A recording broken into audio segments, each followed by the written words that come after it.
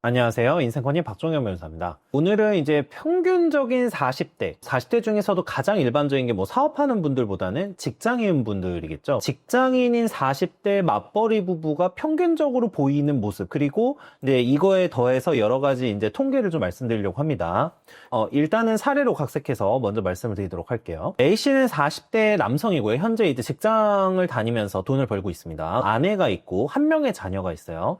아내도 맞벌이로 일을 하고 있고요. 40대 후반 정도에 접어든 상황이고 A씨 부부는 계속해서 열심히 일을 하고 있는 상황입니다. 이제 A씨는 점점 이제 회사에서 퇴직 압박이 심해지고 있어요. 이제 좀 나가라 이런 느낌이 들고 있는데 아이는 현재 중학교 3학년에 재학 중입니다. 최근에 가구 소득은 세전 기준으로 760만 원 정도입니다. 세후 기준으로는 한 580만 원 정도 되는데 가구 기준이니까 맞벌이 부부 2명이서 버는 소득을 기준으로 하는 겁니다. 그리고 현재 아이 교육과 생활비 여러 가지 이제 비용을 쓰다 보니까 꽤 많은 돈을 지출을 하고 있고요. 세금을 포함한 이거를 가계 지출이라고 하는데 세금을 포함한 가계 지출은 월 평균 627만 원입니다. 그러니까 세전 기준 760만 원에서 627만 원을 빼면은 대략적으로 월 평균 흑자액은 133만 원 정도 보통 소득이 남게 되는데요.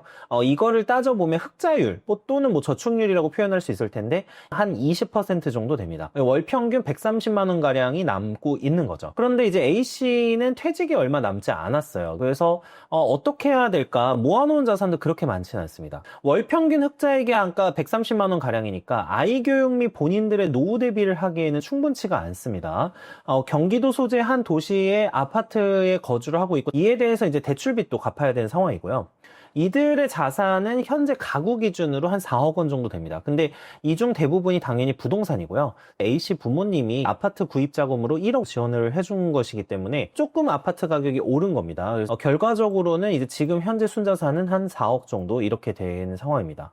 그리고 이제 금융자산으로는 이 7천만 원 정도 지금 통장에 있는 상황이어서 그렇게 해서 합산하면은 대략적으로 순자산 기준으로 4억 정도가 되는 거죠. 항상 이제 40대가 되면서 들어가는 돈이 많아졌습니다. 자녀에게 들어가는 교육비나 생활비 지출이 늘어나게 됐고요. 이 한 달에 학원비로 아이에게만 한 100만 원 가량 지출을 하고 있고 A씨가 후회하는 건 바로 이 점입니다. 신혼초 때 조금 더 열심히 벌었으면 어땠을까? 그리고 열심히 모았으면 어땠을까라는 부분이에요. 40대가 되고 나니까 생활비가 늘어나고 여러 가지 각종 비용이 늘어나면서 생각보다 40대가 되어서 소득이 늘어났음에도 불구하고 모을 수 있는 돈이 많지 않다라는 거를 40대가 되고 나서야 깨닫게 됩니다. 이런 현실이 올 줄 모르고 30대 초반에 아이를 가지기는 했지만 저축을 많이 하지 않은 편이었어요. 아내가 맞벌이를 하고 있지만 실질적으로 모으는 돈은 많지 않았고요. 신혼 초에는 아이 양육에 그렇게까지 많은 돈이 들어간 것은 아니었기 때문에 이런 현실이 올 거라고 생각은 못했습니다. 아이가 초등학교에 들어가고 지금은 중학교에 들어간 상황인데 중학교에 들어가게 되면서 사교육비도 껑충 뛰게 되고요. 이제는 아이가 중학생이 됐고 향후에 대학 등록금까지 생각을 하게 되면은 돈을 더 모으기가 어렵겠구나라는 이제 좀 생각을 하게 됩니다. 맞벌이 가구였기 때문에 충분히 돈을 모을 기회가 있었지만 50대가 되어서 겪을 현실에 대해서 충분히 깨닫고 있지 못했기 때문에 힘을 모아서 재테크를 하고 그 번 돈을 가지고 상위 급지로 부동산 구매나 아니면 뭐 주식 투자나 여러 가지 재테크를 해서 돈을 모을 수 있는 기회가 있었음에도 불구하고 이런 걸 다 놓쳐버리게 됩니다.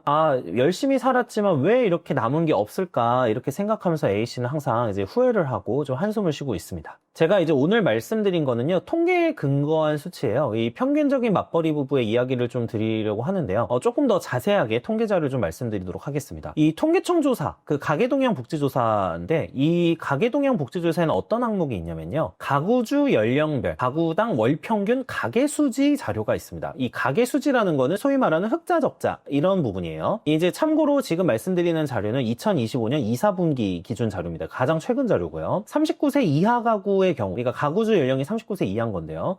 이들의 가구 소득은 세전 기준 650만 원입니다. 이 근로자 가구만 놓고 보면 세전 기준 689만 원이고요. 그러니까 이제 세금을 포함한 지출은 가계 지출은 577만 원으로 조사가 되었습니다. 그러면은 실제 가계에서 30대 때 모을 수 있는 흑자액은 111만 원에 불과해요. 30대 때 매달 111만 원을 흑자로 기록하였고 흑자율은 한 22%. 이제 보통 저축을 하는 게 22%를 저축한다는 뜻입니다. 결국에 이거를 들으셔서도 충분히 지금 좀 아실 수 있겠지만 30대가 생각보다 소비 성향이 아주 높다라는 의미가 됩니다. 이 소비 성향이 아주 높고요. 이 돈, 월 111만 원을 30대 내내 10년을 모아도 얼마냐면 1억 3천만 원 정도를 모을 수 있게 됩니다. 그러면은 40대가 돼서 40대를 시작했을 때 처음에 들고 시작하는 돈이 부모님의 지원이나 이런 다른 게 없다라고 하면은 1억 3천만 원 정도가 순자산일 가능성이 높다. 물론 투자나 이런 거를 배제하고 말씀드린 거예요. 투자해서 성공을 해가지고 많은 돈을 불리면 좀 다른 얘기가 되겠죠. 이제 40대에 접어들면 또 이제 어떻게 되냐. 보통 30대보다는 40대가 소득이 높죠. 근데 현실적으로 아이에게 지출이 늘어나면서 생각보다 30대에 비해서 많은 돈을 모으지를 못합니다. 이 30대 때 이제 모으는 이 골든타임을 어떻게 보내느냐에 따라서 굉장히 좀 달라질 가능성이 높은데요. 사례는 제가 40대로 다루는데 40대의 경우에는 통계가 어떻게 돼 있냐면 평균은 세전 730만 원, 가구당 이제 세전 소득입니다. 가계 지출이 595만 원 가량으로 이제 흑자액이 135만 원, 뭐 이렇게 됩니다. 이게 물론 이게 통계가 왔다 갔다 해요. 예, 조금씩 계속 변동이 있으니까. 근로자 가구 기준으로 보면요, 이제 소득은 세전 760만 원,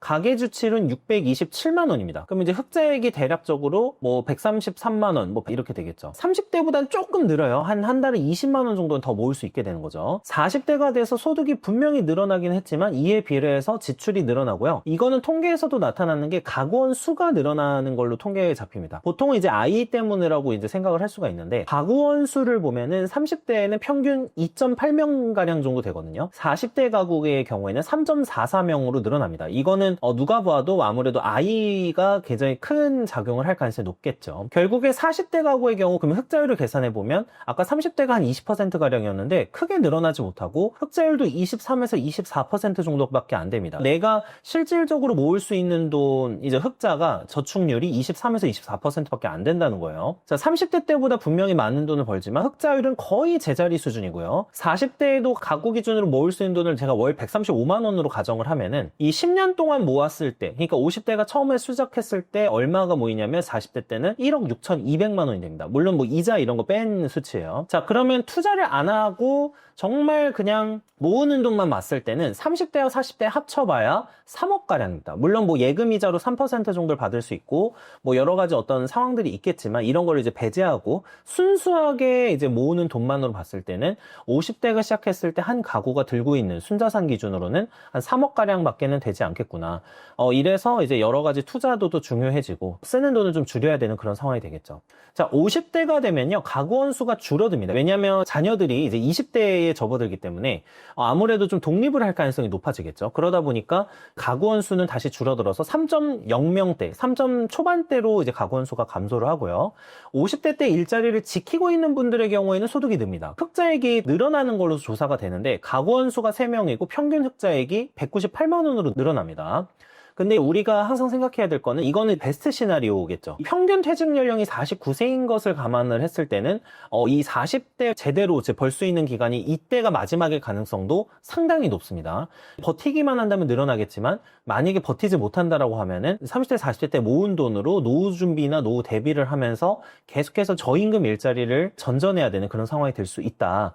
이렇게 말씀을 드릴 수 있겠습니다. 그러면 사례에서는 그냥 제가 맞벌이를 기준으로 했는데 맞벌이와 외벌이를 나눠서 볼게요. 이것도 2025년 2, 4분기 기준이고요. 맞벌이 소득의 경우에 맞벌이만 통계 그냥 다 잡은 건데 이러면은 세전 기준 평균 833만 원입니다. 가계 지출은 610만 원 정도 되는데요. 이 세후 소득 기준으로는 645만 원 정도 버는 가정이에요. 자, 이렇게 되면 한 달에 평균 흑자액은 223만 원입니다. 참고로 지금 다시 말씀드리지만 가계 지출은 소비성 지출과 비소비 지출이라고 해서 조세 이런 세금 같은 게 들어갑니다. 사회보험이나. 그러니까 우리가 흔히 말하는 4대 보험, 그 다음에 조세 부분을 이제 내면은 그게 비소비 지출. 그리고 흔히 뭐 생필품, 뭐 의식주와 관련된 비용 이런 거는 소비 지출이라고 보시면 돼요. 그래서 어쨌든 한 달에 평균 흑자액은 223만 원이 됩니다. 그러니까 확실히 맞벌이 부부가 조금 더 모으는 돈이 많겠죠. 그러면 외벌이 부부는 어떤가? 요즘에 이제 외벌이 부부가 좀 줄어든 추세긴 하지만 여전히 많죠. 네, 외벌이 부부의 경우에는요, 소득이 한 519만 원 정도 됩니다. 세전 기준으로. 네, 세전 기준은 그렇고요. 가계 지출은 415만 원 정도입니다. 그래서 평균적으로 흑자액이 104만 원 정도가 됩니다. 확실히 맞벌이 가구에 비해서는 그 평균적인 흑자액이 굉장히 좀 적죠. 실제로 흑자율은 한 24.8% 가량으로 나오는 걸로 이제 조사가 되고요. 그 맞벌이 가구에는 흑자율이 34.6% 정도로 나오고 있습니다. 사실은 이제 생존을 위해서는 결혼을 하고 이 맞벌이를 통해서 이제 소득을 모으는 게 유리할 수밖에 없는 구조인 거죠. 자, 그러면 우리가 이제 좀 고민을 해봐야 될 지점이 있어요. 아까 30대, 40대 통계를 말씀드릴 때는 이제 맞벌이, 외벌이를 이제 가리지 않고 말씀드린 건데, 30대, 40대에 이제 모은 돈이 제가 평균적으로 그냥 모으는 돈만 놓고 보면 3억 정도라고 생각을 했잖아요. 이제 이 돈으로 노후 준비가 되느냐라는 부분이 좀 문제가 되는데, 노후에 평균적으로 지출 액수가 굉장히 컸었죠. 물론 가계 지출하고 소비 지출은 다른데, 소비 지출만 놓고 보면 막 450만 원, 500만 원 가량이 됩니다. 대략 그 정도 금액을 계속해서 쓰다가 갑자기 생활비를 확 줄여야 되는 그런 상황이 됩니다. 실제적으로 노후에서 이제 최소 생활, 부부 기준으로 최소 생활비를 한 190에서 200만 원 정도로 많이 산정을 하고요. 적정 생활비로 270만 원 가량, 뭐 이렇게 270에서 280만 원 가량을 산정을 합니다. 그러면은 이제 일반적으로 3억을 순자산으로 모았다고 가정을 하더라도 부모님의 도움이나 이런 거 없이 어떤 자산이나 이런 거를 취득을 안 한 상태에서 현금 흐름이 매달 200만 원에서 최소한 270에서 280만 원 정도 나올 수가 있느냐. 3억 원 정도를 모아서는 사실은 불가능한 거죠. 그래서 현재는 50대에도 일을 하고 60대에도 일을 하고 70대에도 일을 하겠다고 하는 분들이 많아진 겁니다. 그리고 이거에 대해서 우리는 한번 생각을 해봐야 되는 거죠. 인생이 정말 잘 풀리고 내가 건강이 계속해서 유지되고 50대에서도 일하고 60대에서도 일하고 70대에서도 일을 하면서 계속해서 이제 나의 생활을 위한 비용을 마련을 할 수가 있겠지만 만약에 예상대로 흘러가지 않았다. 예상대로 흘러가지 않아서 뭐 40대 후반에 퇴직을 하게 되고 내가 몸이 좀 아프다. 실제로 소득 활동을 할 수가 없다라고 하면 과연 어떻게 될까? 30대가 40대 모은 돈으로 기본적인 어떤 생활비를 마련하고 여러 가지 생활을 해야 되는 상황이 될 겁니다. 과연 이때 버틸 수 있는가가 한국 사회에서는 중요한 부분이다 이렇게 생각을 하고요. 이제 다시 한번 강조하지만 제가 봤을 때는 30대 40대의 소비 지출, 일반적인 지출이 굉장히 높은 수준이라고 생각이 듭니다. 30대 40대 때 월 평균 저축액, 소위 말하는 가구당 저축액이 흑자가 나는 게 100만 원 가량이다라는 건 사실 좀 충격적인 거예요. 이게 평균 기준이니까 100만 원을 모으는 것도 평균이다. 그러면 이것보다 못 모으는 가족은 엄청 많다는 겁니다. 전체 가구에서 한 20-30%는 아예 0원을 모으고 있을 수도 있는 거예요. 그러면은 이거를 한번 생각을 해봐야 된다. 실제적으로 우리가 지금 30대 40대 때 펑펑 쓰면서 살 수가 있느냐? 그렇지 않다는 거죠. 이거를 어떤 분들은 주거비가 올라가서 그렇다 이렇게 해석을 하기도 하지만 주거비가 올라가든 그렇지 않든 내가 실제로 모으는 돈이 월에 100만 원밖에 안 된다라고 하면 심각하게 스스로 받아들여야 된다고 저는 봅니다. 이게 만약에 월 평균 200만 원 가량을 저축을 하게 되면은 이 200만 원 가량 저축하면 내가 평균적으로 모으는 자산이 2배로 뛰겠죠. 그러면은 또 50대에 딱 진입을 할 때 모아놓은 돈이 3억이 아니라 6억이 됩니다. 그럼 이제 3억과 6억의 차이는 굉장히 크거든요. 이 부분에 대해서 우리는 반드시 생각을 해봐야 되고 돈을 모아서 저축을 했을 때 그러면 이제 투자로 수익률을 어느 정도 올릴 수 있을까가